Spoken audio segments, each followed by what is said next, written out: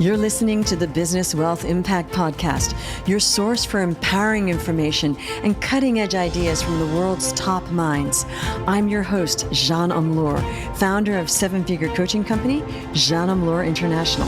Join me on a journey to unleash your potential and create your highest success. Welcome to Business Wealth Impact. Welcome to Ellie Shoja, an author, celebrity ghostwriter, and book coach. She's the founder of Peace Unleashed and the host of the Unleash Your Peace podcast.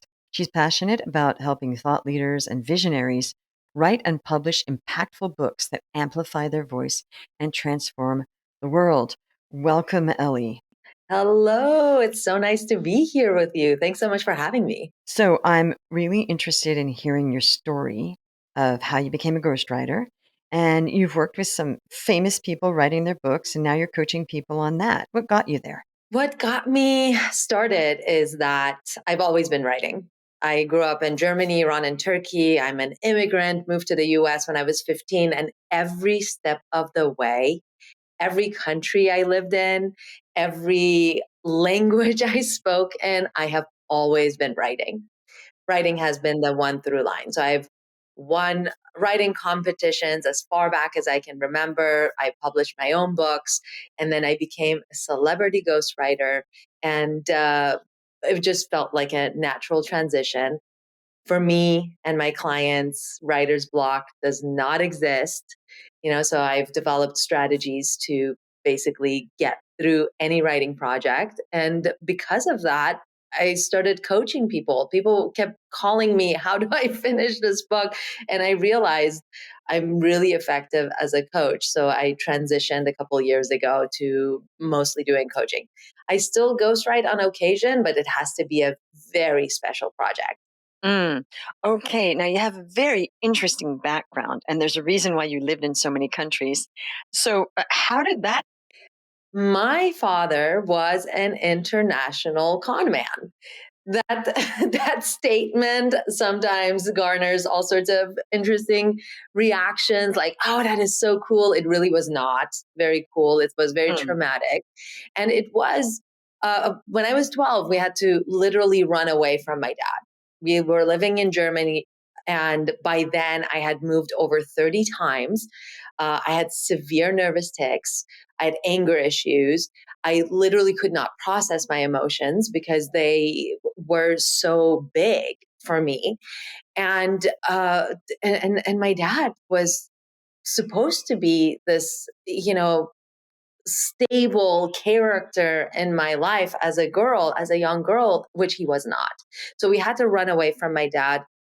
Very traumatic event. In fact, since then, I have not seen him for a long time. I didn't even know if he was alive or not. But those events in my adulthood, uh, they were at the core of my desire to heal. And in my 20s, I realized, you know what, I either have to take my own life or I have to learn to live, really live. And that was the beginning of my journey back to myself, back to who I am and what I am. And I spent the next 15 years healing from this very traumatic childhood. And writing was always a part of that healing journey. And as a result, right now, I'm able to like tap into and live in a state of just peace that is unaltered and unaffected by anything around me. And because I mm, was able to find this peace within myself and a level of clarity within myself, that is actually what makes me so effective at what I do. Because I'll say, I understand darkness very well, but I choose to dwell in the light. I understand mm, confusion and overwhelm really well. I understand pain and suffering really well, but I choose to dwell in clarity.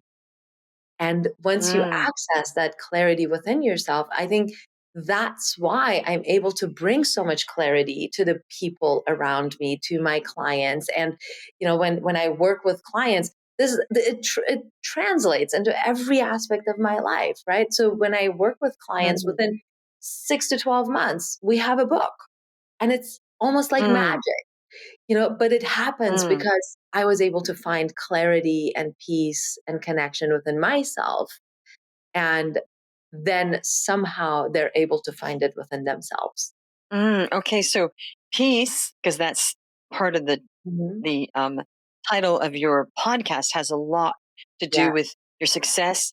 And my thing is, if you don't have peace of mind, you cannot be happy in Oh, life. Peace absolutely. of mind is really what we're looking for in life. It's Mhm. yeah, peace of mind is like happiness. So tell us about. You said that you were you at a dark place at one point where you were thinking of taking your life. Oh, absolutely. By the time I was Mm, 12, I was suicidal. I had severe nervous tics. You could not miss my nervous tics. They were so blatantly in your face.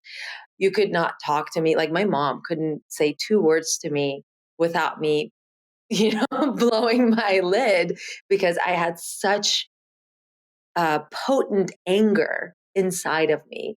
And I had such strong emotions that I thought I was bipolar for a long time. All mm, of that existed in this little 12-year-old body of mine, and I didn't know how to work through it. uh, I didn't mm, know how to work through it until my 20s. So my relationships were very volatile. They were, I had a lot of ups and downs, and very mm. deep, deep, deep downs. So, what was the turning point where you started to figure out all of this stuff and get to a point of peace? I had my ex-husband, who was at the time my boyfriend. Uh, I was in my mid 20s, going through a particularly difficult time in my life. And he gave me a Mm, book by Eckhart Tolle called The Power of Now. or now, yes. Now, when I was 12 years old, I decided there's no God. I decided Mm, a God that could allow this type of suffering that I went through, that I see around me, could not exist. And if he did, he does not love me, right? So I broke mm, up with God when I was 12 mm, years old. mm, And so I was of the mind that, complete atheist ideology. This is the life. You live, you suffer, you die. mm, Period. That's the end of the story. And then I get this mm. book, The Power of Now, and I start reading it. And for the first time in my life, I experience relief, and I connect with something bigger than myself. And I didn't know what that thing was. I didn't have terminology for it, but I could no longer deny it. And that Mm. was the first step that I took toward myself as a spiritual being, rather than as the small human living inside the human world. Okay, so after you read the book, then what happened? Because I love that book. Talking to somebody today about that book, just today, about a moment I had from the book of being in Yeah. complete in the nowness when I read that book about 20 years ago. So then what happened? How did you move forward from that point? Yeah. So that book was the starting point for me. And, I made a decision during that time.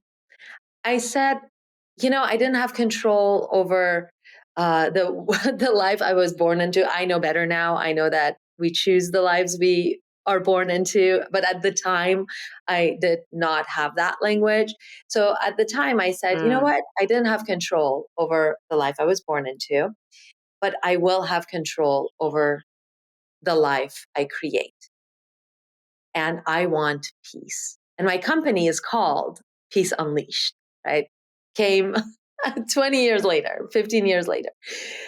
So I said, I want peace.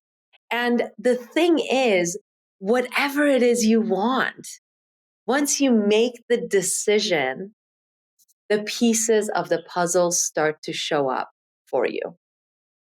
So I started collecting all of these strategies. It started with some maybe breathing techniques. Okay, I breathe in calm, I breathe out my anxiety, right?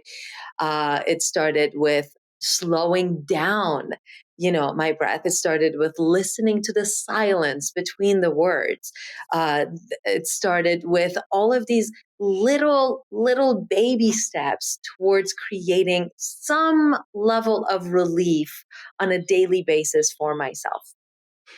As human beings, we are two things. We are the physical human that is experiencing the physical world, and that is the small self that we are. But really, what we are is the being. It's the non-physical consciousness. It's the mind that is aware of the physical life, right?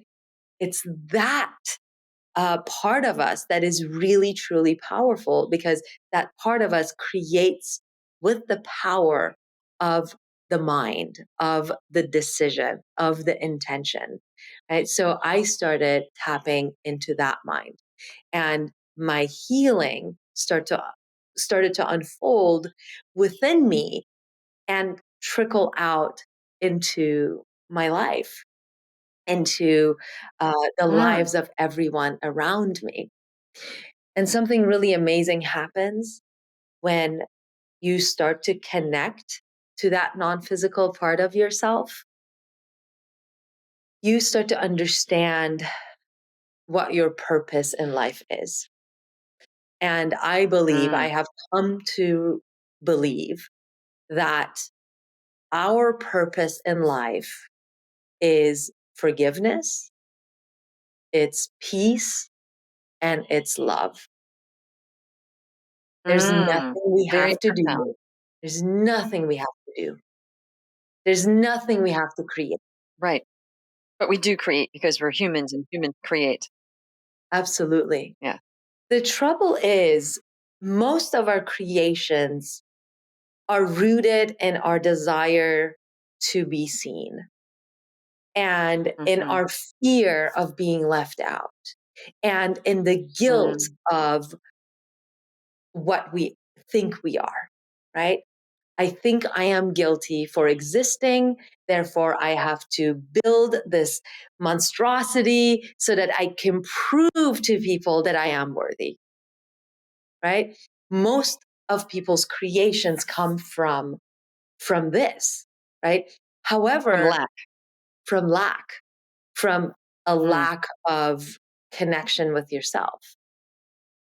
But when Mm-hmm. you connect with yourself, when you realize that you are the energy of love individualized in human form, and your greatest job on this planet is forgiveness, and your Mm-hmm. purpose is to show up with love every single day. You said something very profound. We are human and we are creators, and so we have to create. But when you Mm-hmm. connect to who you really are as love, as spirit, as forgiveness, now you create from a place of true power instead of from a place of lack. Now your Or creations, yes, yeah. Now your creations can have real impact on the world. because it's coming from a base. No, that's so profound, and I'm just listening intensely because I believe that who we really are is just pure love. Mhm. That's who Yes. we really are. We were born. We were born. We didn't Mhm. have all this stuff. I don't believe in reincarnation, so I believe you're coming in with you, and who you really are is not some other person from some other life that has baggage, because I just don't believe that.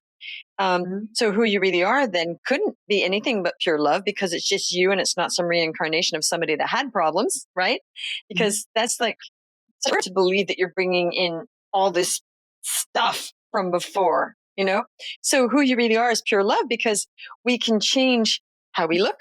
We can change our name. We age, all sorts of stuff, but it's the same person, even though the mirror looks different. But I Mm-hmm. completely agree about forgiveness. If we can master Yeah. others and ourselves, that's so key, isn't it? Because there's just so much guilt, blame, shame, grief, all of that. But I see what you're saying is to get a clean slate, so that the Yeah. foundation is this pure foundation of not being motivated out of fear or lack or ego or wanting to be accepted or anything like that. Okay, Yeah. that is fascinating. So, how did that get you to Mm-hmm. getting top people like in Hollywood Yeah. to have you write their book for them? All of my opportunities with every business I've ever had has come from word of mouth. So for those people who know human design, I am a 2-4 profile, personality profile. 2-4 is a hermit opportunist, which means the hermit line is hermetic. Like I do everything in a vacuum, and I have to be called out, and someone has to say, "Hey, can you do that for me? I see that you're really good at it." Right? So everything that I have done, my businesses with my work, has been me doing it for myself, and then people asking me for that support on their for them. And the opportunist line is basically all my opportunities come from my community, from my network. So how I got involved with Hollywood types is that I had a production company. I worked as a producer on TV shows, on films, and as a development executive for a production company. And then later, I had my own production company, and I made connections. And the thing with me is that I genuinely care about the people in my life, whoever they are. And I genuinely want to support the people in my life. So, one of the books that I did that came out in 2023 was the book about the making of the movie Airplane. It's called Surely You Can't Be Serious, the true story of Airplane. And I've known David Zucker, who is one of the writers and directors of Airplane, for about a decade. And in 2017, I helped David Zucker, Jerry Zucker, and Jim Abrams write a book proposal for that book. And they went to publishers with it, and then the publishers came back and said, "Oh, we need a sample chapters." Well, they didn't know how to write a sample chapter, so then they hired a gentleman named Will Harris to do a bunch of interviews. In 2019, I was sitting with David with David Zucker, and he was so frustrated. He was so frustrated. He had over 500 pages of interviews with himself, Jerry Zucker, who's his brother, who did Ghost and other movies, and Jim Abrams, who did the Hot Shots, and of course, all of them did the Airplane and Top Secret and Ruthless People and all these movies together. And so they had 500 pages of interviews with the three of them, plus about 20 other people they had interviewed, like people like Bob Hayes and Julie Haggerty and um, Bill Hader, and all of these amazing interviews. And they had no idea what to do with it. He was sitting there frustrated because how does this get turned into a book? So then that's where I came in, and my superpower is clarity. I can come into a project pretty much at any state, and I know the path forward. And that's another one of those skills that I've always done that for myself. I've done it, with people who have asked me to do it, right? But I have to kind of be called out, and it's like, oh, you have so much clarity. Can you help me gain clarity around my project? And I didn't realize until about, like 8 years ago, how valuable of a skill that is when I started, until I started actually helping others with this. So one of my superpowers is clarity. I came in and within literally 4 months, we had the first draft of that book. And it was solid, it was powerful. And we got a book deal with, we went actually through it and laid it out because David was very specific about how he wanted to incorporate images into it. And we wanted the publishers to have an idea of exactly what the book was going to look like. So we laid out the book as it would be, published. So if you have that book, that format, the way it's laid out, all of that was basically created by David and I when we were working on this together. And then we got a book deal with St. Martin's Press, and that's it. That's how that specific book came about. But to answer your question, like the celebrity, not celebrity, it's they're all relationships for me. Right. So that is a super talent to have clarity, because most people lack clarity. Yes. There are even coaches that help people get clear. Yes. So that's a gift. And I'm guessing that go in and they're like, okay, great. She knows exactly the direction.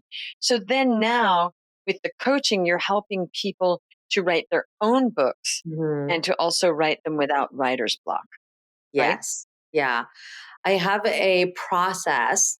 It's a 4-phase process that I developed when I was writing for other people, and where that eliminates writer's block. And I use basically that same process with my clients. Anytime I meet a book coach, I'm very curious about their process. Like, okay, so what do you do? How do you make sure that the book is written, right? Because for me, I tell my clients, you come to me all confused and overwhelmed. Maybe you've been trying to write this book for a decade, haven't been able to figure it out. We work together. We meet once a week. I do require a 6-month commitment because we do need to meet once a week. Writing is all about the momentum. We meet once a week and your book gets done magically between 6 to 12 months. So I make that commitment, and I need you to show up every week for 6 months and your book gets done. I have a client who just started working with me a couple of months ago, and her book's probably going to get done within the next 2 months. Her first book. It's very exciting. There's no writer's block. There's clarity and there's momentum, and my process allows for that to happen. Wow.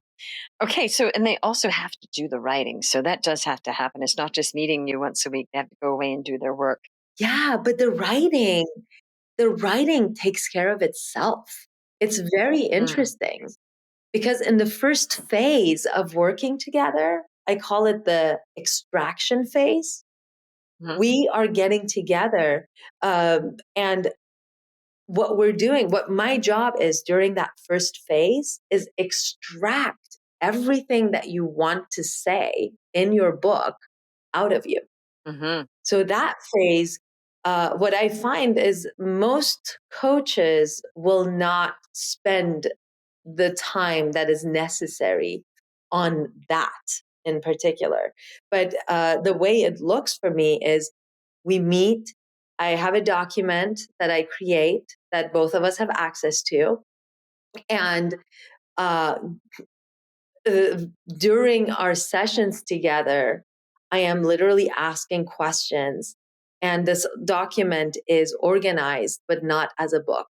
It's very organized, not as a book. So what I mean by that is there's title ideas that you've been entertaining, themes that you want to cover, the points that you want to make, the stories you want to tell, the timeline. So there's a place for everything. And what's happening is I'm asking you questions, you're answering questions, and I'm typing everything into this document in a very organized way. And what ends up happening is everything that has been bunched up inside of you now starts to come out. And it comes out in a very organized way. So we know we're going to tell these stories. We're going to validate these stories with these research articles. There's links to those research articles. We want to include these images. So every single thing starts to lay itself out on the table in front of us. A couple of really Mm. magical things happen during the extraction phase. By the way, the extraction phase can last between 1 to 3 months, depending on how much there is for us to extract. But during that process, some really magical things happen. The first thing that happens is we start figuring out what the book actually is. A lot of times people are overwhelmed by their books because they don't know what the book is, or the book that they think it is not really clear enough. So they don't have fuel for it because they can't really fully see it. And what ends up happening is we realize that, oh, maybe there's more than one book here. Maybe there's a book about Mm. this specific methodology that they have developed. There is a workbook that goes with it. And maybe there is a series of children's books that Mm. goes over here, right? Mm. And because we have so much clarity, it's not uncommon for my clients to actually go back and redo their website copy, because now they Mm. suddenly understand who they're serving and what what their offer actually is, and they have so much more specific language around what they're doing, and their business starts to pick up, which is really amazing. They start getting more clients because they're communicating with so much more clarity around their offer and their methodology and their processes and so forth. So that's Mm. really amazing thing that kind of happens. And then during that process, we can identify the one book that is a most relevant to what they're doing and what they need, maybe in their business or in their life right now, and the book that they have the most amount of fuel for. And again, Mm. there might be like 4 or 5 books or 2 or 3 books that we've identified. So we pick the one that is most relevant and they have the most amount of fuel for. And we go into phase 2 with that one specific book. And phase 2 is we're envisioning, what the path is that the reader is going through. What is the transformation that they are experiencing when they're reading it? So, as a result of that, what is the journey we're taking them on? So, that's the outline we create, and then we break that up into the chapters. And the amazing thing that happens here is we go to that document we created. By now, it's 50, 60, 70 pages. And we start to distribute the information in there into all of the chapters. So, Mm. oh, this story goes in chapter 3. It's supported by this research article. And then it's also supported by these quotes that I love, and this exercise over here will get them to actually put it into practice. So by the time you go into the third phase, which is the writing of the book, you're not staring at a blank page wondering, what am I going to write? What's the reader going to read?